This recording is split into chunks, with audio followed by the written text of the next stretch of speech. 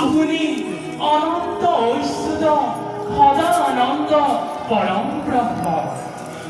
এই কিংকৰ আপোনাৰ কোন কাৰ্যৰ যোগ্য হওক আদেশ কৰক প্ৰভু।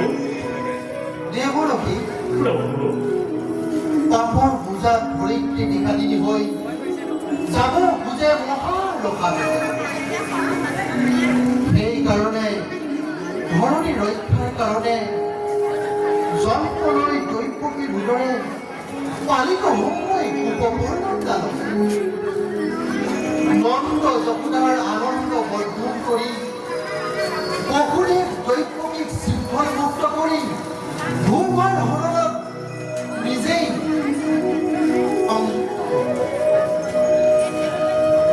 কিন্তু তুমি মোৰ এই কাৰ্যসমূহৰ পৰিচালক হ'ব লাগিব।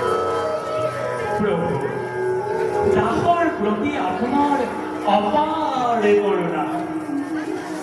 ধন্য ধন্য নাৰদ, যাৰ মাথো এটি ইংগিতত কোটি কোটি বিশ্ব ব্ৰহ্মাণ্ড হয় পৰিচালিত।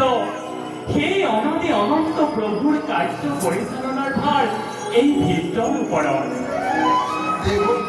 ধন্য ধন্য নাৰদ, সঁচাকৈ অতি ধন্য তোমাৰ জীৱন।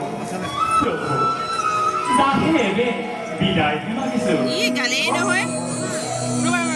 হৰি